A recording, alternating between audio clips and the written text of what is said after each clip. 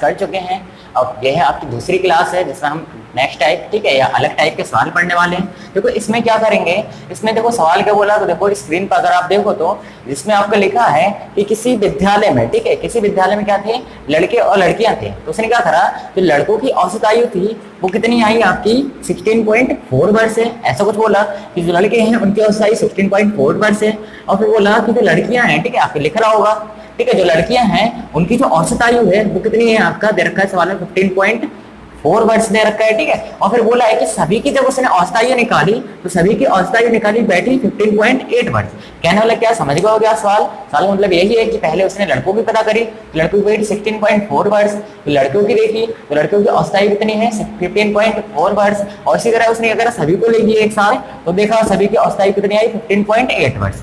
जब ऐसी आई तो उसने बोला क्या, देखो आपसे बोला कि बताओ उस कक्षा में या उस विद्यालय में कुल कितने मतलब कितने विद्यार्थी जो हैं उनकी संख्या का अनुपात क्या है, ठीक है। आपसे क्या बोला कि उस कक्षा में लड़के और लड़कियों की संख्या का अनुपात आपको ज्ञात करना है। तो कोई दिक्कत नहीं, इस टाइप के सवाल आप बहुत आसानी से कर सकते हो। क्या करना है वो देखो, यहाँ जो भी बोला वो लिखना है। क्या बोला है, आपसे बोला लड़की तो आप लिखो लड़की, आपसे बोला लड़की तो आप देखो लड़की का औसत कितना दे रखा है, आपके सवाल में लड़की का औसत कितना दे रखा है 15.4 वर्ष दे रखा है। फिर आपने एक तरफ लिखा होगा लड़का, ठीक है, एक तरफ आपको लिखना है लड़का और जिसमें आपको लिखना है 16.4 वर्ष। क्यों, क्योंकि आपको पता है लड़के का औसत आयु कितना दे रखा है 16.4 वर्ष। अब देखो जो टोटल दे रखा है वो बीच में लिखते हो, तो टोटल कितना दे रखा है आपका 15.8 वर्ष दे रखा है। अब वो क्या करते हैं आपको पता है तिरछा घटाएंगे, ठीक है, ध्यान रखना क्या ध्यान रखोगे, तिरछा घटाओगे तो तिरछा घटाने से पहले क्या ध्यान रखना है कि जो बड़ी संख्या वो नहीं घटाओगे, मतलब पहले तिरछा घटाओगे 15.4 में से 15.8 घटाते, इसी तरह 16.4 में से 15.8 घटाते। लेकिन हमें यह भी ध्यान रखना है घटाने से पहले कि देखना है कि क्या बड़े में से छोटा ही घटा रहे हैं, ठीक है। तो कहने लगे 16.4 में से हम 15.8 जब घटाएंगे तो हमें मिलेगा 0.4, ठीक है। आप अपनी तरफ से घटा लेना कि 14 में से 8 जाएगा कितना मिलेगा आपका 4, ठीक है, और यहाँ 15 में से जाएगा 0, मतलब 0.4 मिलेगा। ऐसे आप इसे घटाओगे, लेकिन देखो ये तो छोटा है और ये बड़ा है तो कोई दिक्कत नहीं। हमें ध्यान रखना है कि घटाना तो ऐसे ही है लेकिन बड़े में छोटा ही घटाना है, तो 15.8 में से 15.4 ही घटाना है, ठीक है, इसे ध्यान रखना। घटाना तो ऐसे होता है बड़े में से छोटा, तो 15.8 में से 15.4 घटाओगे तो बताओ कितना मिलेगा, 8 में से 4 जाएगा आपको मिलेगा 4, और फिर बताओ 15 में से 15 हट जाएगा तो मतलब बचेगा 0। अब बोल सकते हो कितना मिलेगा आपको 4.4, ठीक है, ऐसा कुछ मिलेगा। अब देखो कोई दिक्कत नहीं, अगर ऐसा कुछ मिला तो आप बोल सकते हो कि यहाँ पर जो भी आता है वो क्या होता है, वो ये बताता है कि यहाँ इनकी संख्या कितनी, मतलब लड़कियों की संख्या कितनी होगी आपके सवाल के अकॉर्डिंग 0.4 और लड़कों की संख्या कितनी होगी 0.4, ठीक है। तो बोल सकते हो कि उस विद्यालय में या उस कक्षा में, ठीक है, जो लड़की हैं और जो लड़का है इनकी संख्या का अनुपात का मतलब ये जो आती है वो क्या आती है संख्या, और ठीक है, और अगर अनुपात लिख देंगे तो हमें पता है हम लिख सकते हैं 0.4 अनुपात 0.4, पॉइंट कट जाएगा 4 से 4 कट जाएगा 4 कम 4 4 कम 4, तो हम बोल सकते हैं कि उस विद्यालय में या उस कक्षा में लड़के और लड़कियों का अनुपात कितना आ जाएगा बताओ 1.1। इसका मतलब क्या है वो भी समझ लो, इसका मतलब यही निकलना है कि उस विद्यालय में या उस कक्षा में लड़कियों की संख्या अगर 1 है तो लड़कों की संख्या भी कितनी होगी 1, ठीक है, इसे ध्यान रखना। मतलब यहाँ जो भी निकलना था वो क्या होता है संख्याओं का अनुपात। देखो इस तरह एक और सवाल करेंगे और सिंपल तरीके से आप समझ गए, ठीक है, उसे भी देखेंगे फिर और क्लियर हो जाएगा, इसे लिख लिया होगा शायद। अब देखो नेक्स्ट सवाल जो है आपका, नेक्स्ट सवाल जिसमें आपको दे रखा है, क्या दे रखा है कि कोई कंपनी है, उस कंपनी में 400 कर्मचारी थे। 400 कर्मचारी का मतलब क्या है, मजदूर हो सकते हैं उसमें, ठीक है, इंजीनियर हो सकते हैं। तो ऐसे कुछ बोला है आपसे, बोला है कि उस कंपनी में 400 कर्मचारी हैं जिसमें कुछ मजदूर हैं और कुछ इंजीनियर हैं, मतलब उसे उन कर्मचारियों में से मजदूर और इंजीनियर की संख्या पता नहीं है, ठीक है, कोई दिक्कत नहीं।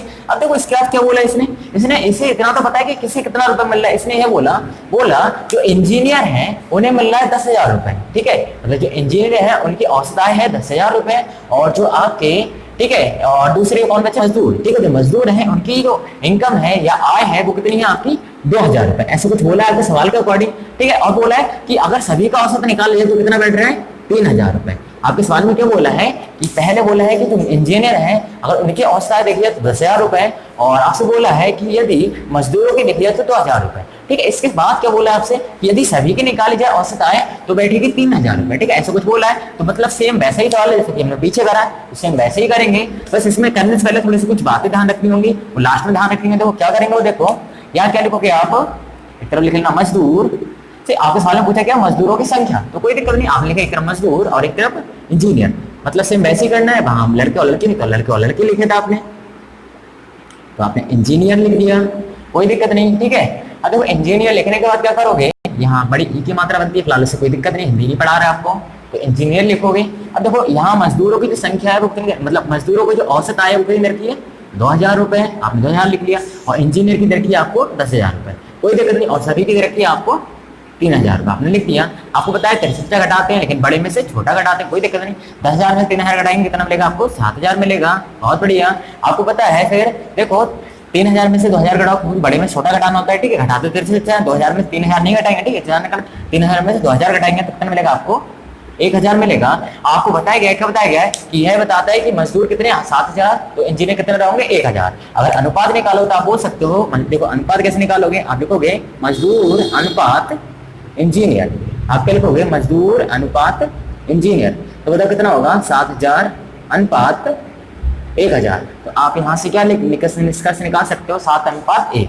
तो आपने क्या देखा कि जो मजदूर होंगे, अगर इसका मतलब क्या होगा, वो भी समझ लो, इसका मतलब ये होगा कि मजदूर अगर इस कंपनी में 7 है तो इंजीनियर कितने होंगे, 1, मतलब मजदूर 7 है तो इंजीनियर 1। और कोई पूछे बताओ उसमें टोटल कितने कर्मचारी काम कर रहे हैं, तो आप क्या बोलोगे, 7 मजदूर 1 इंजीनियर, यानी 7 और 1 8, मतलब कुल कितने कर्मचारी काम कर रहे हैं आपके अकॉर्डिंग 8। लेकिन आपके सवाल में क्या बोला है, कुल कितने कर्मचारी है 400, ठीक है। अब देखो है क्या, आपने जो निकाला आपका भी सही, और उन्होंने जो बोला उनका भी सही, तो कहने वाला क्या है, आपके अकॉर्डिंग उस कंपनी में कितने कर्मचारी काम कर रहे हैं 8, उनके अकॉर्डिंग कितने काम कर रहे हैं 400। तो आप क्या बोलोगे कि हमारे जो 8 है उसकी वैल्यू कितनी है 400, मतलब आपके अकॉर्डिंग कितनी है 400। तो हम देखेंगे आपके अकॉर्डिंग हमें आंसर बताना है, तो हम क्या देखेंगे कि हमें निकालनी संख्या किसकी, मजदूरों की। तो हम बोल सकते हैं कि हमारे जो 7 होगा उसकी वैल्यू कितनी होगी। देखो हमारे 7 की वैल्यू कैसे निकालते हैं कि यहाँ पर जो भी लिखा है 400 और इसके नीचे यहाँ पर जो भी लिखा है वो नीचे लिख दो और गुणा 7। मतलब या ऐसे ना समझ में आए तो आप दूसरे तरीके समझ सकते हो। क्या समझ सकते हो, पहले 1 की वैल्यू निकाल लो।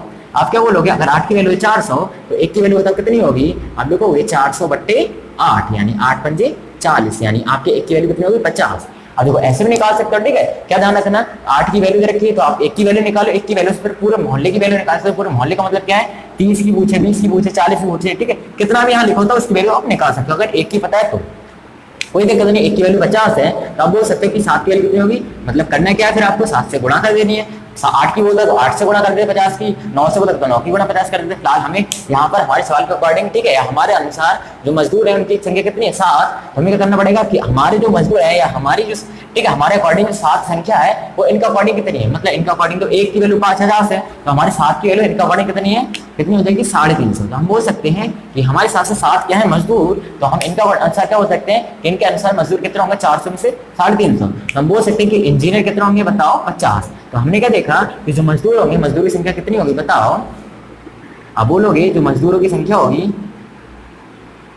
ठीक है, वो क्या होगी आपका 350। आपको पता है शेष का इंजीनियर, तो इंजीनियर संख्या कितनी होगी 50, ठीक है। सवाल समझ गया होगा, अगर नहीं समझा तो एक और जल्दी समझ लो। देखो क्या है, आपके सवाल में बोला गया है कि 400 कर्मचारी हैं जिनमें इंजीनियर और मजदूर हैं, और फिर इसके बाद बोला है कि इंजीनियर की जो इनकम है वो 10,000 रुपए है और जो मजदूर है उनकी इनकम है 2,000 रुपए, ठीक है, औसत। फिर इसके बाद बोला है कि सभी की अगर देखी जाए तो सभी की पड़ रही है 3,000 रुपए, कोई दिक्कत नहीं, ऐसा कुछ बोला है। फिर आपने क्या करना है, आपको बताया गया है कि जो, ठीक है, दोनों के अलग अलग रखे वो लिख लो औसत, फिर इसका जो टोटल रखा है वो लिख लो बीच में। फिर 33 से घटाते हैं, आपने घटाया 3000 में 2000 घटाया 1000, और 10,000 में से 3000 घटाया बचा 7,000। इनका अनुपात लिया तो अनुपात मिला 7:1। ये क्या बताता है आपका, पहले जो लिखा है वो ये वाला बताता है, दूसरा जो लिखा है वो ये वाला बताता है। मतलब पहले जो लिखा है मजदूर और दूसरा जो लिखा है वो इंजीनियर, मतलब 7 क्या है मजदूर और 1 क्या है इंजीनियर। तो आप बोल सकते हो 7 मजदूर 1 इंजीनियर, टोटल कितने कर्मचारी 8 कर्मचारी, आपका अकॉर्डिंग 8, उनका अकॉर्डिंग 400। तो आपने ये लिखा कि आपके 8 उनके 400, तो आपके 1 कितने के बराबर होंगे उनके, तो आपने बोला आपके 1 उनके 50 के बराबर होंगे। लेकिन आपको 1 की वैल्यू कितने निकाल के, आपकी वैल्यू निकाल दी 7 की, क्यों, क्योंकि आपको मजदूरी संख्या निकालनी है। तो आप बोलोगे कि हमारे 7 की वैल्यू उनके अनुसार कितनी होगी, तो 7 गुणा 50 कर दो, कितनी हो जाएगी 350। आप बोल सकते हो कि मजदूरी संख्या कितनी होगी 350। और कोई पूछे इंजीनियर संख्या कितनी होगी, तो आप बताए टोटल कितने 400, तो 400 में 350 हटाओ कितना मिलेगा 50। तो आप बोल सकते हो उस कंपनी में इंजीनियर कितने काम कर होंगे 50, ठीक है। इसे नोट कर लो, आप समझ गए होंगे आशा करते हैं। अगर वीडियो अच्छी लगी हो तो लाइक कर देना, ठीक है, कमेंट कर देना, ना समझ में आए हो और अपने फ्रेंड या मित्रों को शेयर कर देना, ठीक है। धन्यवाद। ये नेक्स्ट सवाल करेंगे आपके प्रैक्टिस के लिए। देखो इसमें क्या बोला है, आपसे बोला है कि जो मजदूर हैं, ठीक है, सवाल आपके स्क्रीन पर आ जाएगा। इसमें बोला है आपका जो मजदूर है उनको जो इनकम है वो आपको दे रखा है 3,000 रुपए, सही है। और आपसे बोला है जो इंजीनियर हैं इनकी जो इनकम है, ठीक है, जो आय है वो है आपकी 8,000 रुपए, ऐसा कुछ आपके सवाल में बोला है, कोई दिक्कत नहीं। और फिर तो इसके साथ साथ क्या बोला है, बोला है जो अगर सभी की निकाली जाए औसत आय तो कितनी बैठेगी, 6,000 रुपए, ठीक है। आपने क्या मान लिया, उसने क्या बोला है कि 6,000 रुपए बैठेगी सभी की, तो कोई दिक्कत नहीं। और इसमें देखो उस वाले सवाल में क्या था, सभी कर्मचारियों का मान दे रखा था, ठीक है। इस वाले सवाल में सभी कर्मचारियों का मान ना देकर या तो मजदूर या इंजीनियर का दे रखा है, तो फिलहाल हमने मान लिया कि यहाँ पर जो मजदूर हैं इनकी संख्या आपके सवाल के अकॉर्डिंग दे रखी है 50, कोई दिक्कत नहीं। आप इस सवाल को अकॉर्डिंग क्या रखिए कि जो मजदूर हैं उनकी संख्या है 50, ठीक है, 50 मजदूर हैं और उनकी औसत आयु 3,000, और इंजीनियर संख्या पता नहीं, लेकिन यह पता है कि उन्हें औसत कितना मिल रहा है, रुपए 8,000 मिल रहा है, ठीक है। लेकिन सभी की कितनी है, 6,000, कोई दिक्कत नहीं। आपको पता है जनसंख्या घटाना है तो 8 में 6 घटाओ कितना मिलेगा, 8,000 में 6,000 घटाओ मिलेगा आपको 2,000, कोई दिक्कत नहीं। और फिर देखो ऐसे कुछ यहाँ लिखोगे तो 6,000 में 3,000 घटाओ कितना मिलेगा आपको, 3,000। तो अब देखो कहने का मतलब क्या, देखो अब बोल सकते हो आपके हिसाब से क्या आता है, अनुपात उनकी संख्याओं का, किसकी संख्याओं का, जो यहाँ लिखा होता है उसकी संख्या होती है, यहाँ लिखो तो उसकी संख्या यहाँ होती है। तो बोल सकते हो मजदूर अनुपात क्या लिखोगे, इंजीनियर। तो आप बोल सकते हो कि मजदूर अनुपात इंजीनियर कितना हो जाएगा, बताओ, 2,000 अनुपात 3,000। तो आप बोल सकते हो दो मतलब 0 कट जाएंगे, तो आप क्या बोलोगे, जो मजदूर होंगे और जो इंजीनियर होंगे, ठीक है, उनकी संख्या क्या होगी, 2:3, ठीक है। आपके हिसाब से उनकी संख्या क्या होगी, 2:3। अब देखो है क्या है, आपके हिसाब से मजदूर हैं 2 तो इंजीनियर कितने होंगे, 3, ठीक है। और कोई पूछे बताओ कुल कितने कर्मचारी हैं आपके अकॉर्डिंग, आप बोलोगे 5, क्योंकि 2 मजदूर और 3 इंजीनियर, मतलब कुल कितने लोग, 5 लोग, ठीक है, कोई दिक्कत नहीं। अब देखो आपके पिछले साल में सभी लोगों की संख्या दे रखी थी, इसीलिए हमने सबको ऐड करना पड़ा यहाँ पर, सभी कर्मचारी निकाली अपने अनुसार और उनके अनुसार, ठीक है। अब देखना है कि हमारी जो संख्या दे रखी है और उनकी जो संख्या दे रखी है किससे तुलना करें, मतलब देखो उनके अनुसार क्या दे रखा है उन्होंने, मजदूरी संख्या, हमारे अनुसार हमारी मजदूरी संख्या कितनी, 2, तो हम क्या करेंगे इस बार टोटल ना निकाल के सिर्फ मजदूरी तुलना मजदूरों से करेंगे, क्यों, क्योंकि हमें पता है इसका मान से हम आसानी से फिर इनके मान निकाल सकते हैं। कहने वाला क्या, वो देखो यहाँ पर आपके हिसाब से मजदूर कितने, 2, उनके हिसाब से कितने, 50, तो आप क्या बोलोगे कि आपके 2 उनके 50 कितनी, मतलब आपके 2 उनके 50, तो आपकी 1 उनके कितने के बराबर होगा, कोई दिक्कत नहीं। आप 1 की वैल्यू निकालो तो आप लिख सकते हो 50/2, यानी कितना आएगा, 25। आप बोल सकते हो कि आपका 1 उनका 25 होगा, तो कोई दिक्कत नहीं। अगर कोई पूछे, मतलब सवाल में आपको पूछा गया कि इंजीनियर की संख्या कितनी है या सभी की संख्या कितनी है, तो आप बता सकते हो कि आप हिसाब से 1 की संख्या है 25, आप पूरे मोहल्ले की वैल्यू निकाल सकते हो। अगर 1 की वैल्यू पता होती है, 2 की वैल्यू निकालते हैं 25×2, 3 की वैल्यू निकालते 25×3, 7 की वैल्यू निकालते 25×7, 100 की वैल्यू निकालते 25×100, मतलब जितनी वैल्यू निकालना होता उतनी की 25 से गुणा कर देते, तो कोई दिक्कत नहीं। फिलहाल हमारे सवाल के अकॉर्डिंग हमें इंजीनियर संख्या पता करनी है, जो कि हमारे अनुसार 3 है, तो हम बोलेंगे कि हमारे 3 उनके कितने बराबर होंगे, हम क्या बोलेंगे, 3×25 के बराबर होंगे, यानी कितने होंगे, 75, ठीक है। तो हमने क्या देखा कि उस कंपनी में या उस फैक्ट्री में कुल कितने इंजीनियर काम करेंगे, 75, जिसमें से मजदूर कितने होंगे, बताओ, मजदूर होंगे 50, और कोई पूछता है टोटल कितनी संख्या होगी, जोड़ देंगे 50 और 75, कितना हो जाएगा, बताओ, 125, ठीक है, कितना हो जाएगा आपका, 125।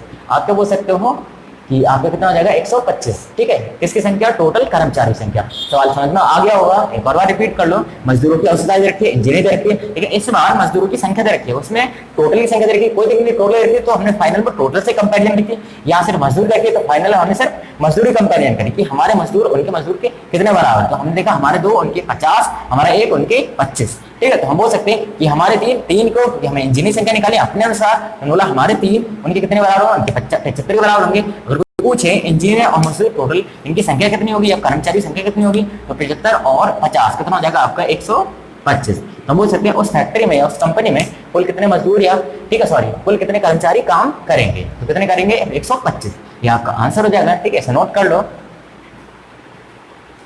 फिर देखो इस हमने क्या बोला, सवाल वही है, थोड़ा सा नंबर चेंज कर दिया, हमने बोला मजदूर जो है इनको मिल रहा है इस बार कितना मिल रहा है, सपोज कर लो कितना मानो, बताओ, चलो आप मान लो 2500 रुपए, ठीक है। आपने क्या माना, इस बार जो मजदूर है उन्हें मिल रहा है 2,500 रुपए, और जो आपके इंजीनियर हैं, ऐसे अपनी तरफ से रफली मान लेना प्रैक्टिस के लिए, हमने मान लिया कि जो इंजीनियर हैं उनको मिल रहे हैं आपके